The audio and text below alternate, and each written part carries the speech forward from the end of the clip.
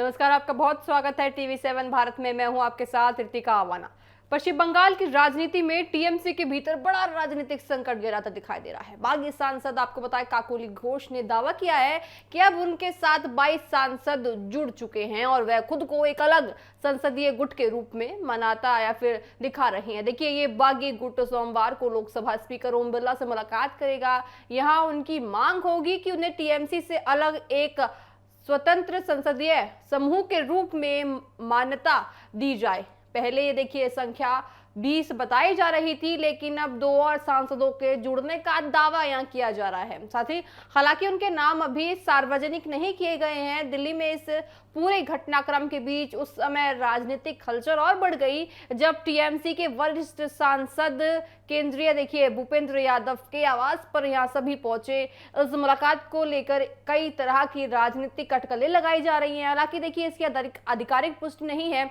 बाकी गुट का जो बागी गुट है उनका ये दावा है कि किसी देखिए वे केंद्र में एनडीए सरकार को समर्थन देने पर विचार कर रहे हैं। अगर ऐसा होता है तो ये टीएमसी के लिए बड़ा राजनीतिक झटका माना जा सकता है, लेकिन देखिए अभी इस पर कोई अंतिम निर्णय सामने नहीं आया है। दूसरी तरफ टीएमसी के कई बड़े नेता अभी भी पार्टी के साथ बने हुए हैं। इस पूरे घटनाक्रम पर नजर बनी हुई है। साथ ही देखिए पार्टी के भीतर ये विवाद अब नेतृत्व और संगठनात्मक फैसलों को लेकर असंतोष के रूप में देखा जा रहा है।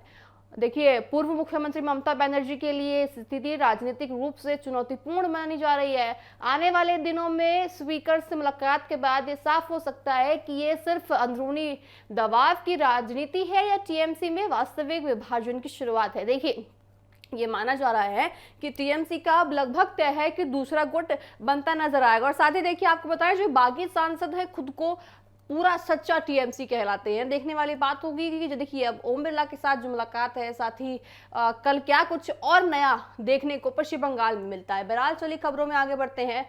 उत्तर प्रदेश की राजनीति में 2027 विधानसभा चुनाव को लेकर विपक्षी खेमे में बड़ी हलचल देखी जा रही है। समाजवादी पार्टी और कांग्रेस के बीच गठबंधन लगातार तय माना जा रहा है, लेकिन इसका औपचारिक ऐलान भी अटकलों में अटका हुआ है। कांग्रेस नेताओं का कहना है कि गठबंधन को लेकर अंतिम फैसला पार्टी का शीर्ष नेतृत्व करेगा। कांग्रेस के प्रदेश प्रभारी अविनेश पांडे ने कहा है कि फिलहाल पार्टी का फोकस संगठन को मजबूत करने पर है और सभी 403 सीटों पर तैयारी की जा रही है ताकि भाजपा को कड़ी टक्कर दी जा सके। वहीं समाजवादी पार्टी का कहना है कि वह हर जिले में जातीय और राजनीतिक समीकरणों का अध्ययन कर रही है और उसके बाद टिकट और सीट बंटवारे पर अंतिम फैसला होगा। पार्टी प्रमुख अखिलेश यादव लगातार जमीनी स्तर पर संगठन को मजबूत करने में जुटे हुए हैं। साथ ही कांग्रेस और सपा दोनों ही दलों का मानना है कि गठबंधन के बावजूद अपनी अपनी राजनीतिक ताकत बढ़ाना जरूरी है। कांग्रेस प्रवक्ता अखिलेश यादव देखिए आपको बताएं अखिलेश प्रताप सिंह माफ कीजिएगा, उन्होंने ये कहा है कि दोनों दलों के बीच अच्छी समझ है और लक्ष्य भाजपा को हराना है, लेकिन सीटों का अंतिम बंटवारा बातचीत के बाद तय होगा। राजनीतिक जानकारों का मानना है कि इस गठबंधन के बीच सबसे बड़ा मुद्दा सीट शेयरिंग और नेतृत्व को लेकर हुआ है। इसके अलावा बहुजन समाज पार्टी और एआईएमएमआई के देखिए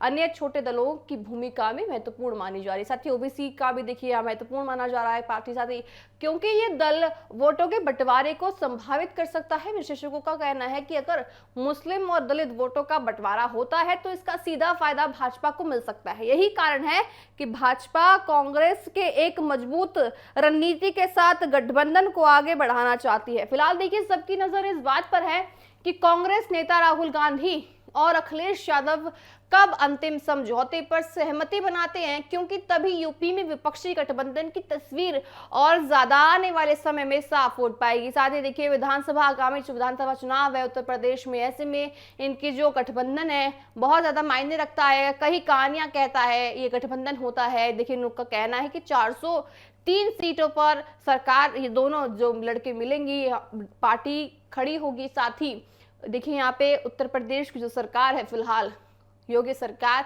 उसके खिलाफ ये खड़े होंगे और सीट भी जीतेंगे, ये उनका दावा है। लेकिन जीत पाते हैं नहीं जीत पाते हैं ये समय बताएगा। बहरहाल चलिए खबरों में आगे बढ़ते हैं।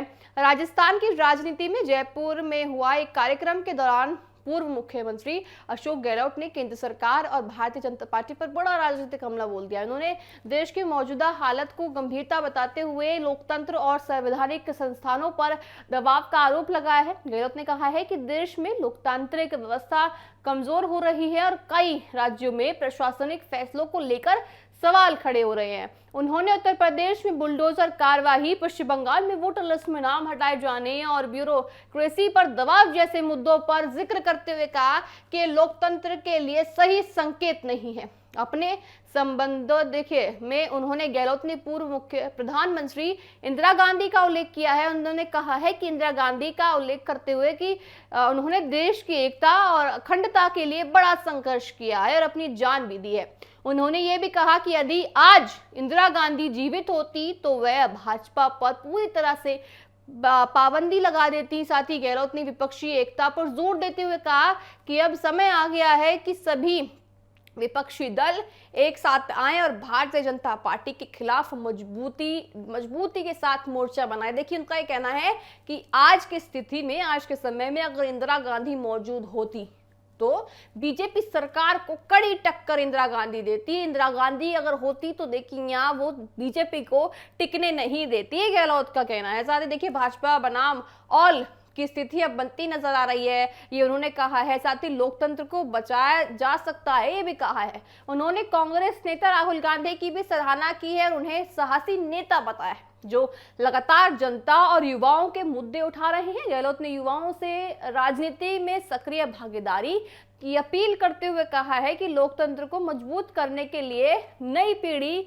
का आगे आना बेहद जरूरी है। साथ ही उन्होंने राजस्थान सरकार पर भी निशाना साधते हुए कहा है कि राज्य में सरकार नाम की कोई प्रभावी व्यवस्था नजर नहीं आ रही है। देखिए, तो मोटा मोटी कहें तो उन्होंने या गहलोत ने आड़े हाथों जो है सरकार को लिया है, यानी बीजेपी सरकार को लिया है। उनका यह कहना है कि अगर आज के समय में इंदिरा गांधी होती तो पूरी कांटे की टक्कर वो बीजेपी को देती नजर आती। बहरहाल चलिए खबरों में आगे बढ़ते हैं। ग्रेटर नोएडा के जेवर में बना इंटरनेशनल एयरपोर्ट का ऐतिहासिक पल का गवाह बनने जा रहा है। जी हाँ, यहाँ पहली कमर्शियल उड़ान के साथ एक भावनात्मक दृश्य भी देखने को मिलेगा, जहां 170 किसान, जिनमें 20 महिलाएं शामिल है, पहली बार उसी जमीन से हवाई यात्रा करेंगी जहां कभी वह खेती किया करते थे। ये वही किसान परिवार है जिन्होंने एयरपोर्ट परियोजनाओं के लिए अपनी पूरी जमीन देकर विकास का एक योजना में भाग लिया है। अब ये किसान लखनऊ जाकर उत्तर प्रदेश के मुख्यमंत्री योगी आदित्यनाथ से मुलाकात करेंगे और परियोजनाओं के लिए आभार व्यक्त करेंगे। इस पूरी यात्रा को विकास और भावनात्मक जुड़ाव का प्रतीक भी माना जा रहा है। वर्षों तक खेतों में काम करने वाले किसान आज हवाई जहाज में बैठकर एक नई शुरुआत करते दिखाई देंगे। ये दृश्य ग्रामीण भारत को आधुनिक भारत की यात्रा को एक दर्शाता है। जेवर से जुड़े जनप्रतिनिधियों का कहना है कि ये केवल एक एयरपोर्ट का उद्घाटन नहीं बल्कि विकास में जनता की भागीदारी का उदाहरण भी है। स्थानीय विधायक धीरेन्द्र सिंह ने कहा है कि जिन लोगों ने अपनी जमीन दी, आज वही लोग इस विकास यात्रा के साक्षी बन रहे हैं और ये आयोजन प्रधानमंत्री नरेंद्र मोदी के हवाई चप्पल से हवाई यात्रा वाले विजन में बड़ा जुड़ाव रखती है, जिनमें हर वर्ग को आधुनिक सुविधाओं से जोड़ने की बात उन्होंने कही है। 15 जून 2026 का ये दिन जेवर के इतिहास में खास अध्याय लेकर आने वाला है। यहाँ खेतों की मिट्टी से उठाकर लोग आसमान तक पहुंचा रहे हैं। साथ ही ये केवल यात्रा नहीं बल्कि बदलाव, सम्मान और विकास की नई उड़ान है। आइए आपको सुनाते हैं कि धीरेन्द्र सिंह विधायक जो है जेवर के, उन्होंने क्या कुछ कहा है। मुझे नहीं लगता दुनिया के इतिहास में कभी ऐसा हुआ हो कि वो किसान जिनकी ज़मीनों पर एयरपोर्ट बने हों, वहाँ से उड़ने वाली पहली फ्लाइट के वो सहभागी बने हों। लेकिन मैं आपको बताना चाहता हूँ कि प्रदेश के मुख्यमंत्री योगी आदित्यनाथ जी के नेतृत्व और विज़न ने हमारे जेवर के किसानों के उस सपने को साकार किया है, जहां कल 15 जून को हम जेवर से उड़ने वाली पहली फ्लाइट में उन किसानों के साथ होंगे जिन्होंने इस राष्ट्र के विकास के लिए, इस प्रदेश के विकास के लिए अपनी ज़मीनों को दिया। मेरी आंखें नम हैं और मैं गौरव महसूस करता हूँ। कल जो उड़ान पहली उड़ेगी वह उड़ान होगी इस पूरे उत्तर भारत के सपनों की, और वह किसान जो कल मुख्यमंत्री से मिलेंगे लखनऊ जाने के बाद, उसमें महिलाएं भी हैं और उसमें वो खेतीहर मजदूर भी हैं जिनकी ज़मीन तो नहीं गई लेकिन उन्हें विस्थापित होना पड़ा। मैं आज हज़ारों किसानों की आवाज़ के तौर पर बोल रहा हूँ। जो सपना मेरे मुख्यमंत्री जी ने साकार किया उन किसान भाइयों को हवाई जहाज़ में यात्रा कराने का, और यही तो मेरे देश के प्रधानमंत्री का सपना था कि चप्पल पहनने वाला भी हवाई यात्रा करे। और वह सपना प्रधानमंत्री जी का हम कल जेवर से पूरा करने जा रहे हैं। हमारी जो फ़्लाइट है वो कल 8 बजे जेवर से उड़ेगी और सीधा लखनऊ पहुंचेगी। वहां से सभी किसान मुख्यमंत्री जी को धन्यवाद ज्ञापित करेंगे और मुख्यमंत्री जी उनसे संवाद करेंगे। तो निश्चित तौर से देश के इतिहास का ये बहुत बड़ा दिन है और जेवर से उसकी शुरुआत हो रही है। आज वह जेवर विकास के उस पथ पर अग्रसर हो चुका है जहां से उसे आगे जाना है और लोगों की खुशहाली का माध्यम बनना है। तो आप भी इस क्षण का हिस्सा बन सकते हैं। आप भी कल जेवर एयरपोर्ट पर आइए और जानिए उन किसानों की भावनाएं क्या हैं और वो क्या सोचते हैं। आपने सुना किस तरह से जेवर एयरपोर्ट के जो विधायक हैं, जेवर के जो विधायक हैं, उन्होंने साफ तौर से कहा है कि प्रधानमंत्री नरेंद्र मोदी का जो विजन था कि जो चप्पल, हवाई चप्पल बैठने वाला भी हवाई जहाज का सफर करे। साथ ही देखिए उन्होंने खास तौर पे कहा है कि यहाँ पे कल देखिए जो लखनऊ में अब किसान जाएंगे, एयरपोर्ट से जाएंगे, साथ ही प्लेन में बैठकर जाएंगे, तो यहाँ प्रधानमंत्री नरेंद्र मोदी का विजन यहाँ स्वीकार होता नजर आ रहा है, सच होता उनका विजन नजर आ रहा है। साथ ही जेवर एयरपोर्ट में उड़ान अब भरती नजर आएगी। अन्नदाताओं ने देखिए भारी विकास उड़ान के लिए जिस तरह से अपना जमीन दी है, इसी के लिए देखिए सम्मान करते हुए सरकार अब उनको लखनऊ बुला रही है। साथ ही देखिए एक मुख्यमंत्री से उनकी मुलाकात उनके जीवन का सबसे ज्यादा सुनहरा पल यहाँ हो जाता है। साथ ही देखिए किसानों की पहली फ्लाइट होगी।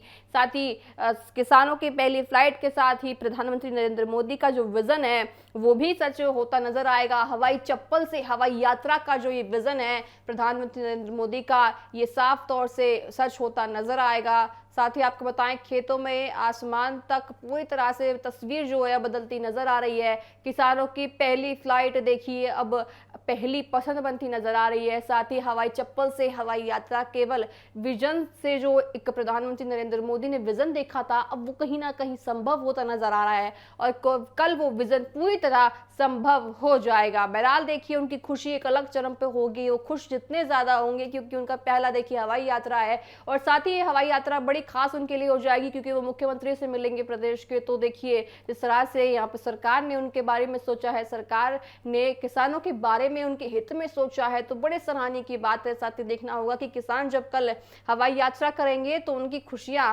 किस चरम पर होगी। बहरहाल मेरे साथ अभी के लिए इतना ही। आप देखते रहिए TV7 भारत। नमस्कार।